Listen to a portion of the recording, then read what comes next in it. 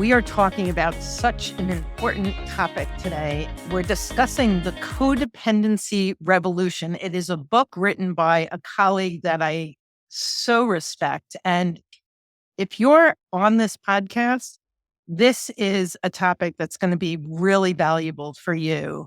We're talking about codependency. We're talking about another term for it that will bring so much clarity, I want to say. And so with me today is a dear colleague and friend, Ross Rosenberg. His bio is in the show notes. He's a global thought leader and renowned expert in the codependency, narcissism, and narcissistic abuse realm.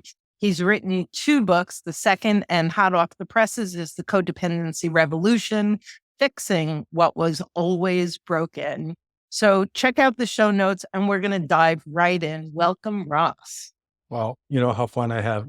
Every time I'm on here, I feel like I'm talking to a friend. And so I'm glad to be there for your folks and just enjoy the ride. Thank you for inviting.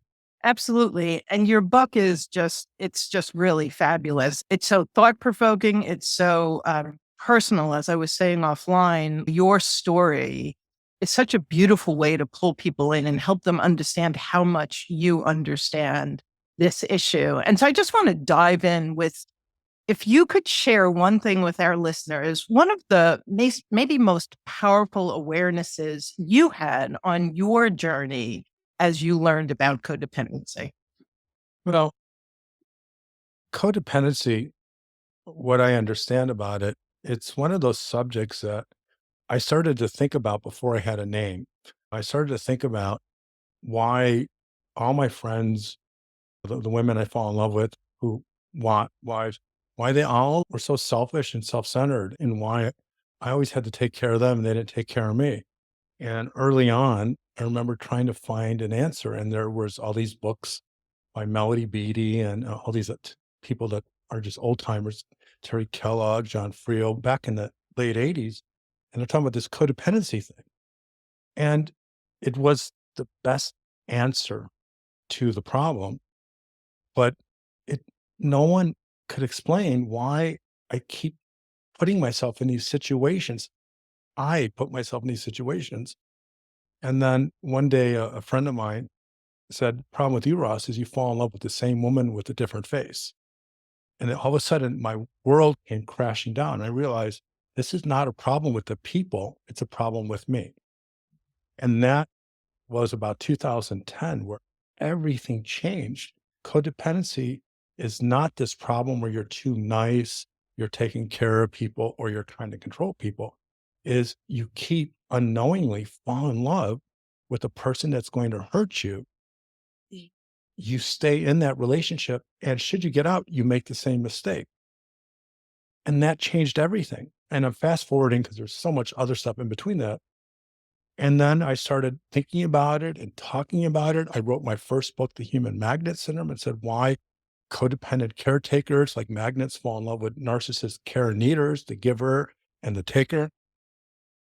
And then I thought to myself, I don't like this name codependency. It's just wrong.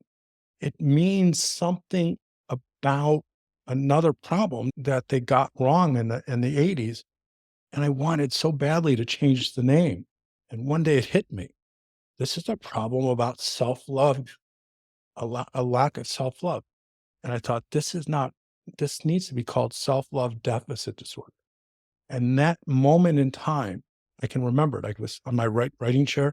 It's like, I knew I was onto something. It kind of shattered what I believed and what everyone else believed and refocused. The problem is codependency is, in the most simplest definition, is caused by a lack of self-love and loneliness and shame. And that is the problem. The problem is not taking care of people who don't take care of you. And if you work on all or trying to control people who can't be controlled, you can't change that. That's like changing from the outside. It's like putting a new coat of paint on your car when the engine's broken. Right. And that's when everything shifted, both from me figuring out myself, eventually to helping others, my clients. And so the answer to your question is that moment in time when codependency took shape into self-love deficit disorder, because with that understanding, then came solutions. Yeah. Yeah, no, I love that. And I can relate to that myself. And I want to ask you about one of the many reasons I love chatting with you is in today's day and age, there's so much out in the internet about the evil narcissist and the narcissist and the narcissist. And one of the things I love about talking to you is you really focus people in on what they can control. And the truth is, there's a dance that's done. And I know you talk about this in your book, and that if you're healthy and you're filled with self love, chances are you're not engaging with those kinds of people. And so, can you talk a little bit about first, for you, the importance of focusing more on the individual in relationship with the narcissist or the pathologically narcissistic person versus just focusing on the problem personality? A lot of people ask me, okay, you got this theory and you got this understanding of someone who is inherently giving, altruistic, and pleasing, like unconsciously, reflexively falling in love, not even knowing that what's happening with the the the the sexy person, edgy person, uh, controlling person, and that's a human magnet syndrome. And they ask, "So what do I do? How do I change it? Just tell me what to do." Just and should I go? Because I'll go back on YouTube, and I say, "Well, there's so much you can do, but you got to rearrange the problem in your mind. If there's so many reasons to think that the narcissist deserves nothing but contempt, that we should complain about them. We should stay away, learn about them, and stay away from them. And all that information out on YouTube, well, that's important. I have videos like that, and that it's like venting. It's like it's validation, you know. But the complaints have no bearing on the changing of the part when you go back on internet dating and what it's Tinder or Hinge or Bumble, and and You're you're swiping. swiping left or right, and then you go on a date, and all of a sudden, the one that really connects with you is chemistry. Well, next thing you know, that's a narcissist, and everything that you learned on YouTube, everything that I've said about narcissists, all you know is this is it. And so my advice is, yeah, learn all you can about the narcissist, learn all you can about codependency or self-love deficit disorder, but you got to find a way to learn about how you were hurt so long ago by people like your parents who at the earliest part of your life kind of shattered the idea that the belief that you are worth being treated nicely, you are worth being loved unconditionally. That and that is you got to take a look deep inside, and whether it's through you reading my book, going to a good therapist or coach, is reframe it all. Is the how to is not what to know. How to is to figure out how to heal, because I'm not exaggerating. Okay, 98.888% of codependents or people with self-love deficit disorder all have a tumultuous, traumatic childhood where there are family members, especially a parent that was really hurtful as a narcissist. Find a way to look at that. Find a way to go through the pain of your life. And then all these advice videos and how to, well, they're going to work. It's kind of like if you don't do the healing, you can't just put lipstick on a pig. You can't just change it. You actually have to do that deep work. And you're saying that it really starts with our family of origin and really understanding the dynamic that would you say like implanted these subconscious beliefs about our lack of worthiness? Well, first, before I answer your question, it starts with understanding what it is. That is why my book, The Codependency Revolution, Fixing What Is Always Broken, it might not be your typical how to book, but you can't fix a problem if you don't know what it is. if you know what it is, sometimes fixing the problem is not that difficult. Right. And you think of all the people that died before they realized you got to wash your hands before surgery because they didn't understand microbiology. They didn't understand, they just figured over 50% of people just died in surgery. They washed their hands and did all this stuff, people started to live. And the surgeons could use what they knew that was smart. As I get older, I used to be able to track questions. You're going to have to now, you're going to repeat the question. I went off track. Tell it to me again so I could Yeah. answer. So what I'm really asking is, Oh, I asked that it's a family of origin issue, is yes. what I hear you saying. Yes. I got it. I remember now. Thank you. So yeah, I think it's a family of origin issue, but really it's a trauma issue because your family's not going to change. So it's embracing the fact that everything that you know about love, everything you know about relationships and commitments, you learned. You learned, and if you were lucky enough and you had normal parents with normal problems that made mistakes but unconditionally loved you, you would have learned about self-love and not even known it. So looking back is just to be honest with yourself that one of your parents is going to be a narcissist, and one, because of the human magnet syndrome, is going to be a codependent. It doesn't mean you got to start calling people out and telling your narcissistic mother whatever and your codependent father or whatever the combination is. It's to free yourself with just the truth.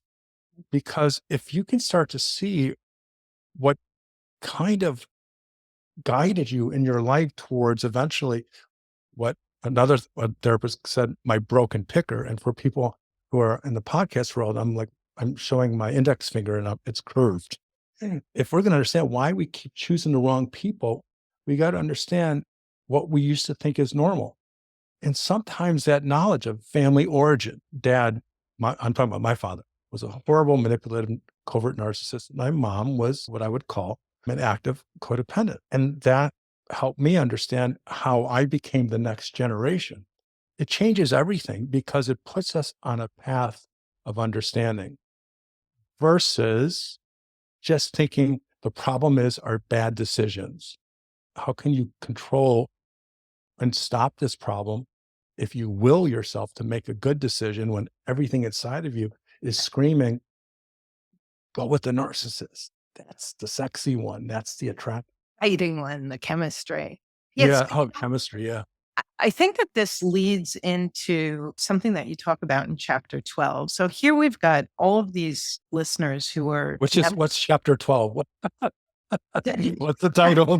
12 is codependence, more taking the shame out of the name. Thank you. Right. Okay. And so I think that what you're talking about here, because I know I'm a recovering codependent. And so it's like Yeah. you can have a lot of, not only are you being judged and criticized by whoever your partner is, but you have your own self-criticism and what's wrong with me? And you're saying broken Yeah. picker as opposed to me being broken.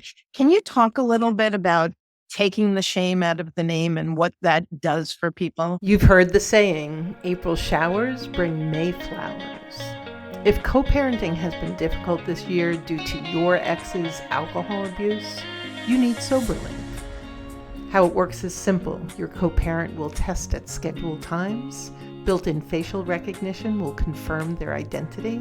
Tamper sensors will flag any attempts to cheat. And results will get sent instantly to your phone, so you know that your kids are with a sober parent. Lay the groundwork for brighter days ahead. Visit Soberlink.com/JBD to learn more and get $50 off your device. Divorce is like a foreign land, filled with unfamiliar rules and jargon, and pressure to make complex decisions that will impact the rest of your life. Don't go it alone. Go to rapidreliefcall.com and get the support and guidance you need.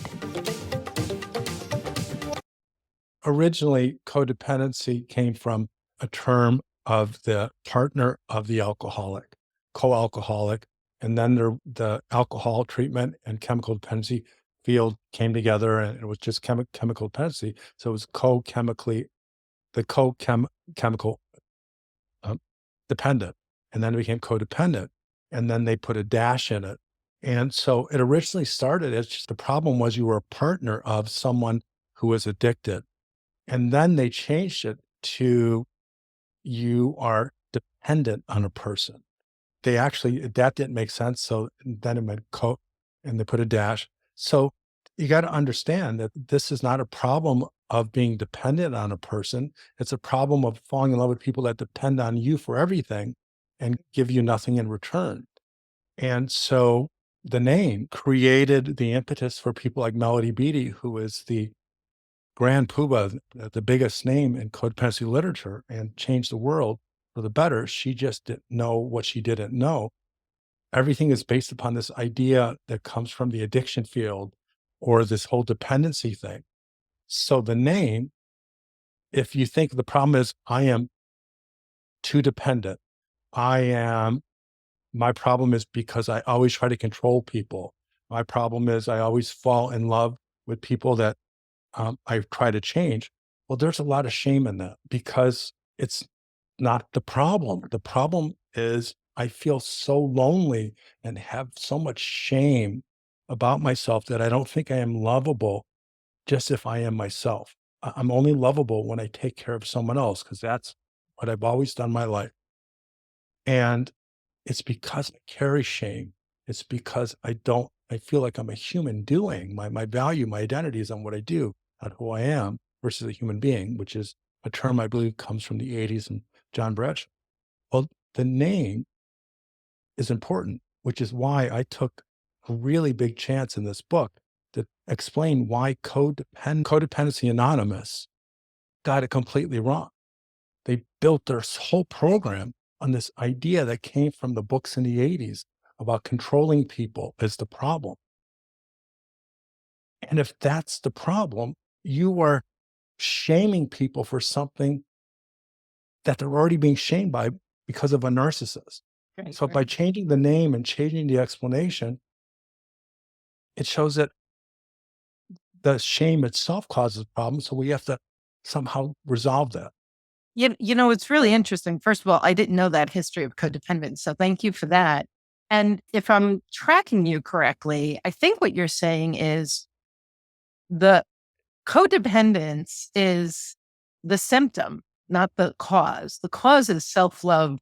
And so it presents in ways that are labeled codependence, but That's not what I said. No, it's close. You're half there. okay. Codependence is a term that we got to get rid of. It doesn't mean anything. It means something. It means the partner of a drug addict or an alcoholic. That is what it means. You are the partner of someone who is chemically dependent. That's where it comes from. And they try to fit that term into these new ideas. You are not a partner of a dependent person. The words I itself get you. are wrong, and therefore you're trying to fit a square peg into a round hole. It's shaming because there's nothing about you that is a partner that's dependent on another. And if you have read these books, the books that are out there, they talk about all of your personality traits that make you codependent. And that is a lot of negative. And the goal is to change your personality traits. It's nothing to do with these traits of being dependent or trying to control people. It's about this deep shame and loneliness and this bone aching feeling that it'll only go away if you're in a relationship, but you choose the person who needs you and will bleed you dry. So that's why we needed to change the name and at least understand what the real problem is. And that's why I called it the Codependency Revolution. Now, you tell a story in your book. I don't know that I nailed this page, but she thought she had worked with you, and then she went out and she went on another date, and she was trying to fight the chemical attraction and found herself like 3 weeks. Can you tell that story? Because I think that will lead us into our next topic, because this is so key here. Well, between you and I, our secret, because no one can hear me, Yes. some of those stories have a lot to do with my own life. That they're an amalgamation of a client and myself and built in That works. together. Yeah. Shh. I created a basic pyramid to explain exactly what codependency is, or self-love deficit disorder. At the bottom is the trauma of being a child of a narcissist codependent parent. And then there's the core shame we talked about, the bone aching pathological loneliness. And the next stage is the addiction. Codependency is an addiction. It is this deep, pulling desire to do something to take the pain away. Codependents who are not in a relationship suffer from intense loneliness. It is a body pain. And the drug that makes it go away is a relationship. That is why codependents cannot be alone. They rebound and the loneliness. So I see codependency according to different types of theories. I'm not just a one theory, one explanation guy. And so one of them is it's an addiction. That if we just decide one day, watch a video and get inspired or go to someone's workshop and said, I'm done with narcissists. I'm going to take care of myself. Well, it's just no different than when I said, I'm done smoking cigarettes. I am going to have withdrawal symptoms and cravings and irrational thoughts. Any codependent who does that will tell you the same thing. The pain is unbearable and it only goes away in a relationship. So if I reframe it as an addiction, and then I use that as a part of the treatment program, it helps people get over the beginning part of treatment. Because if you're an alcoholic and no one tells you when you stop drinking, you're going to get sick. You're going to stop drinking, you're going to get sick, and then you're going to never stop. No, you have to be prepared. And so that is why that story I used tells people that despite your promises to yourself, to your family, to God, or power greater than yourself, the addiction of codependency is bigger than you. Now, I don't use a 12-step program in my treatment program, but I use the idea of what's in every 12-step program. Step one is that you can't control something that's bigger than you. And that helps my clients in the beginning part of treatment to go through withdrawals, to use resources, because the withdrawals last only so long, because very few codependents can make it. They meet someone else and all the pain goes away. And they'll tell you the same story. Temporarily. The soulmate begins and ends with cellmate. The dream of the soulmate devolves into the nightmare of the cellmate, as I wrote in my book. Yes, yes. I love your I always roll that. play with words too. Yeah, I always roll that one out. So here, the listener is going through a divorce. And I think that 9 out of 10 people I talk to, their greatest fear is that they're going to get divorced and be alone for the rest of their life. And so they're listening and they're thinking, how do I heal and overcome so that my picker is not broken anymore? How do I do this in a way where I might actually be able to experience healthy love? And that's the golden question. What do you got for us? I got a lot. The first thing is I say to your listener, what you think might not be your own thoughts. And although that's what I'm about to say is a topic in itself, and I'm not going to move in that direction, but gaslighting is interwoven with self-love deficit disorder or codependency. Most codependents have been gaslit to believe something about themselves that's not necessarily true, so that the narcissist can make sure you won't leave them. And so the narcissist not only will treat you badly and make you feel bad and pile upon your already existing core shame and fear of loneliness, but that sometimes they do it on purpose. You're too skinny, you're too short, you're too tall, you're not smart enough, you're too anxious, you're too beautiful. I know that sounds ridiculous, but I've actually heard that. Yeah. And so first thing is just to introduce the idea that what you think might not be yours, and therefore consider gaslighting and talk to someone who understands it.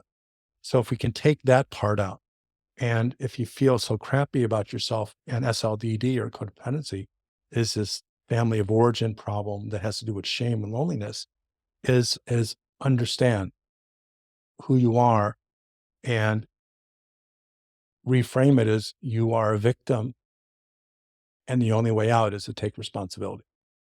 Now that is a complete paradigm shift, because it's really clear that narcissists really hurt codependents, and we don't need to give them or should give them any empathy or any support.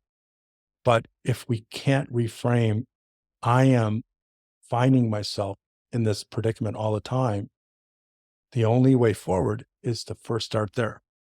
And then dismantle those belief patterns about why no one can love you, why you can't develop friendships where people will love, respect, and care for you as much as them. And so there are many different avenues to go down. See, my treatment program lasts anywhere from 9 months to about 16 months. And so you can't get, no one has been able to ever get the one golden answer out of me. But my best attempt at giving you that is find a path into understanding how hurt you are and how lonely you are, and find a path that can embrace that and teach you how to love yourself more than you hate yourself, and how to feel comfortable when alone and build on that person, build a foundation. So get a therapist, find a coach, read a book. There's different ways to solve the same problem.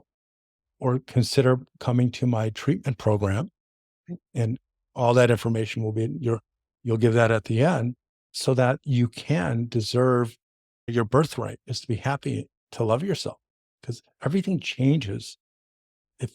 So how to go from not loving yourself and hating yourself to loving yourself, there's never a quick answer. And anyone who tells you there's a quick answer is lying to you. But if you look at it step by step, you're going to get there before you know it. Absolutely. There's 100 questions I want to ask you. Let's talk a little bit about, you use the metaphor of a dance, which I do all the time. So it very much resonated with me. And so I talk about the dysfunctional dance of high conflict marriages. And in there is, you talk about, there's a lot of different variations of that dance too. And I think that sometimes people think, we'll use the term, I'm not a codependent because I don't A, B, or C. And so can you kind of there's the spectrum, there's variety. Sure. Can you share a little bit about that to just enlighten our listener? So the ground zero, the very beginning moment, the birth of what would become my human magnet syndrome book, and later my Codependency Revolution book, was the idea of a dance, that a dance couple, let's say a tango, requires someone who loves to dance, who is really good at their role. The leader needs a follower. The leader needs to be in charge and have the spotlight on him or her, and the follower needs to predict it and let go and give in. And when they're coordinated, it works beautifully. And that's where I thought about the leader is the person who needs everything, who wants it to be for them. And the narcissist and the follower is the one that can give in, acquiesce, and intuitively know what to do in order to make the other person happy. Yeah. And that was ground zero of what would become the human magnet syndrome idea.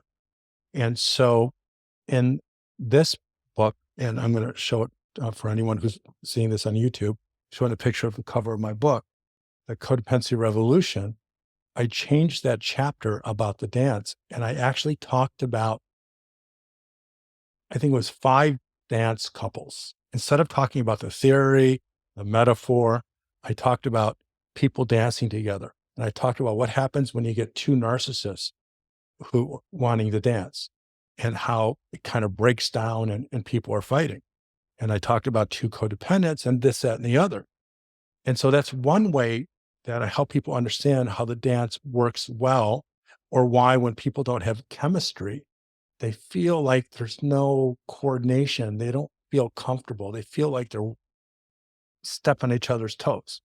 So that's one part of your question. The other part is, which is a complete another subject, is how I created personality types to describe codependence. Because what makes codependence is a very simple definition.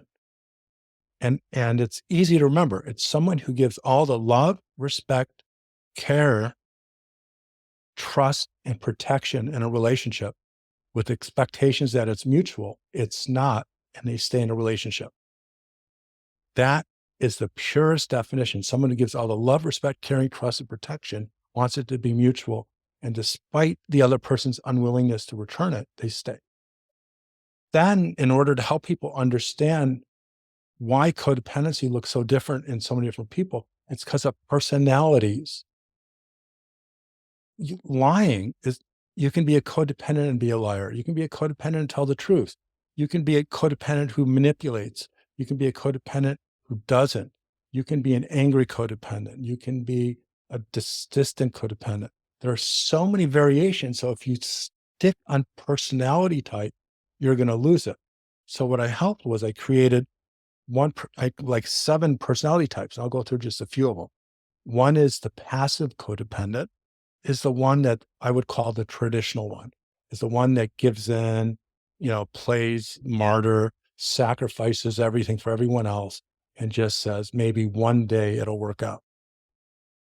Well, that is a certain codependency type. Well, then you have the active codependent who doesn't like to take crap from anyone, who wants to control things, who wants to try to catch the narcissist, wants to try to maybe punish them and just try to somehow manage it. And these are the ones that there's always fights and arguments, but they both, if you compare the active and the passive, they both stay in the same type of relationship.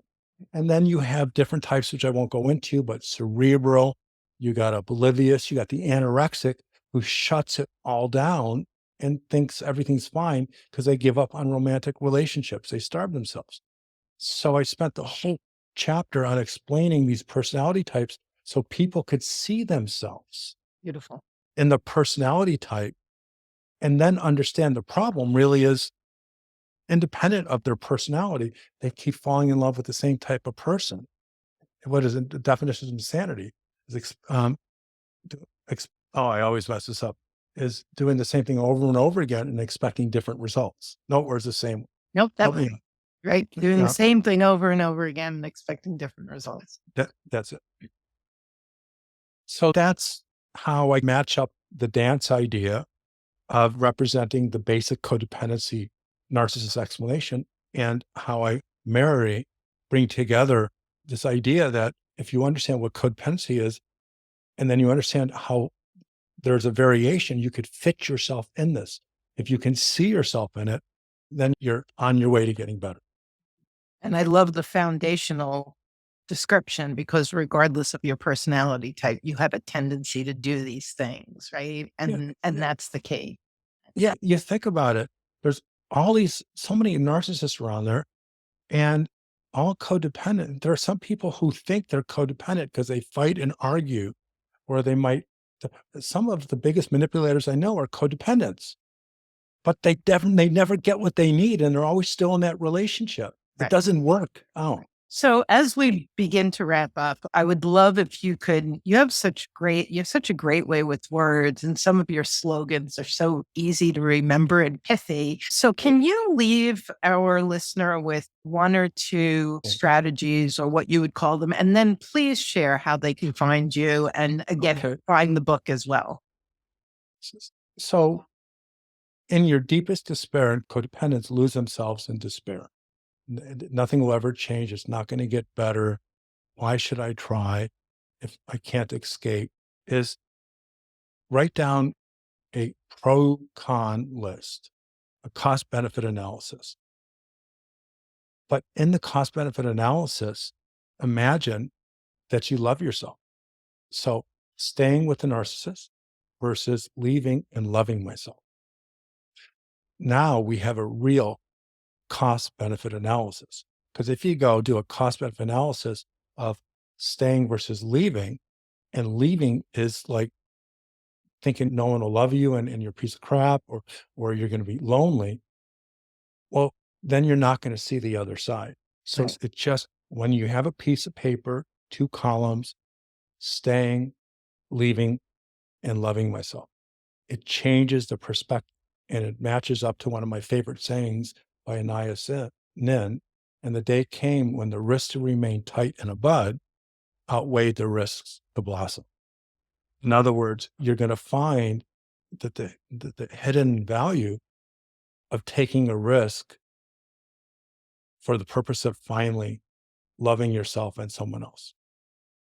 I often find that people get off the fence when the fear of staying is greater than the fear of leaving and not knowing what's around the corner.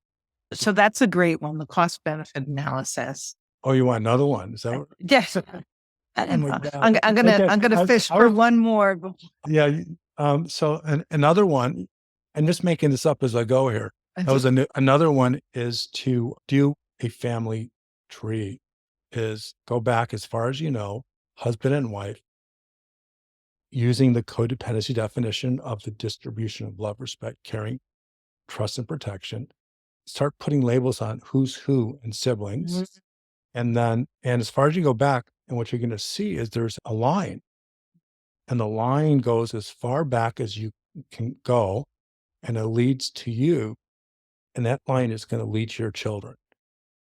And if you don't have children, that that line is going to lead to your legacy in life. Our legacy is ourselves. As much as children are great and giving us a feeling of legacy, but at the end of the day, it's what we do for ourselves and how we live our life and how we represent ourselves.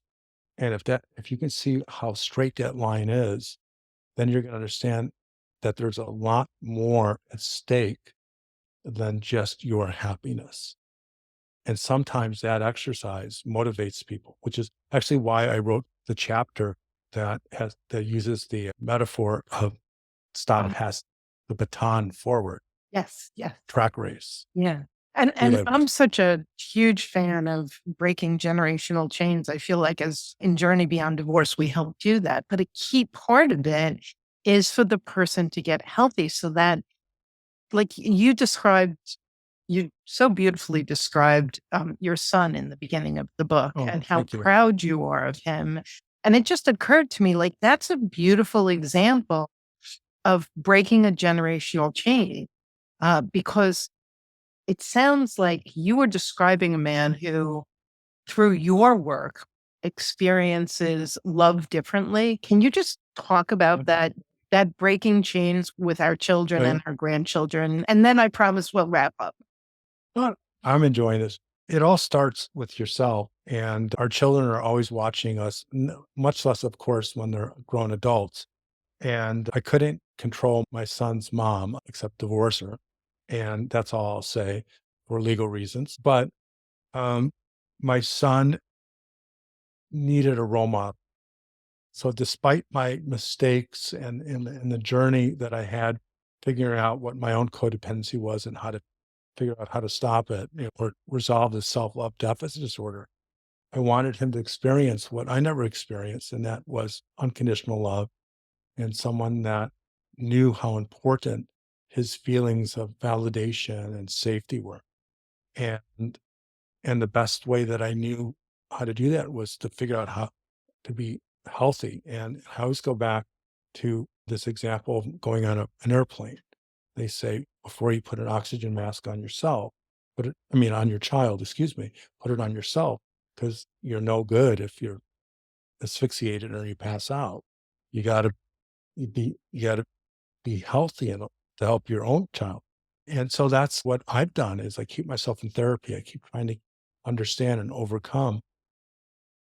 And by observation, psychological osmosis, or just by me trying to be a good parent and reminding him of right and wrong, I can impact him and the next generation through myself, not by anything I say. Actually, I say a lot, but none of it matters if I contradict it in the way I live. Your actions are going to speak really loudly, and it sounds like they have. And so kudos to you on that. Well, thank you. So how does everybody find you? And I'm just going to hold up the book again. This is such a great book. So I know that it's on Amazon. There are other places they can get it as well. Do you have a recommendation? Yes. Well, my website, my company's called Self-Love Recovery Institute. Surprise. And the website is selfloverecovery.com. So everything you need to know about me and learning more about what I do, including becoming part of my treatment program or getting full-length seminar videos or educational resources, selfloverecovery.com, or shoot us an email at help@selfloverecovery.com. Beautiful. And all of that is in the show notes. So you can go over there, read more about Ross's background. Definitely click and check out his offerings and his website. Buy the book. The book is fabulous. Buy the book. Ross, thank you so much for what you do in the world. Thank you for thank you. continually coming back and chatting with me and sharing your wisdom with our listeners. I believe that through your work and what you do, preparing for divorce and divorce issues, you're paving the way for the next exciting stage of discovery and healing and self-love abundance. So I think we're on the same team. So let's do it. Let's keep it going. I agree. All right, folks, we'll be back again real soon with another episode. If you enjoy the podcast, please subscribe, leave a review. That's paying it forward for other people to find us. And I'll see you again real soon. Until then. You've been listening to our podcast, Getting Educated, Regulating Your Emotional Reactions, and it's been really helpful. Yet you know you could do better, be better, and you're wanting and needing more support. That's where our coaching service is a game changer. We're here for you when you need us the most, ensuring you have all the tools and resources at your fingertips, guiding and supporting you to be more effective. Our free rapid relief call helps you gain a broader perspective, commit to your best next steps, and determine what coaching support is right for you. Visit rapidreliefcall.com to book your call today. Thanks for joining us on the Journey Beyond Divorce podcast.